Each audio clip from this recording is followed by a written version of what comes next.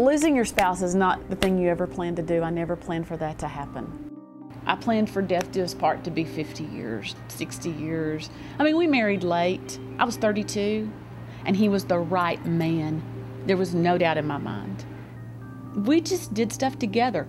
During the summer when I wasn't teaching, I went to the oil wells with him. Or if he was combining, I would carry him dinner at night, and I would feed him while he drove the combine and combined the wheat, because we had waited so long for each other that we just loved to be together.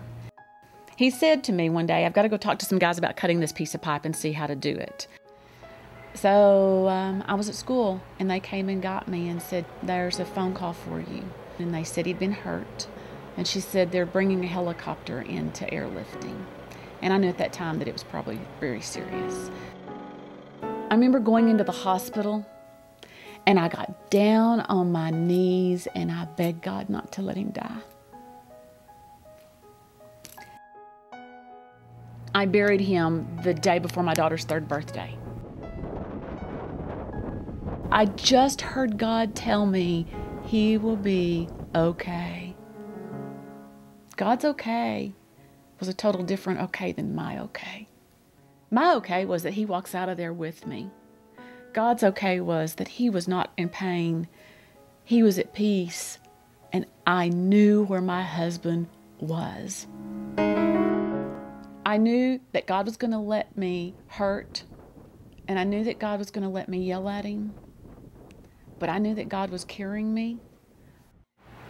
My memories are here. They're all tucked away. They walk in front of me every day. I yell at them to clean their rooms. Those are my memories. I see their daddy in them every day.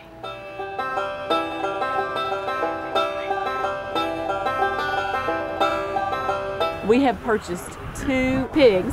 One is a York and one is a cross. That's Marco. Marco's my pig. My son is all boy, but he is his daddy all over again. My daughter is going into 6th grade. She is all about animals, wants to be a vet. God sent me people. I didn't cook for 6 months. I didn't buy diapers for a year. I didn't buy wipes for I don't know how long. My church and my church family, God's people, overwhelmed me with support and love. And I know I am at peace. And if God hadn't been a part of that, I wouldn't be at peace.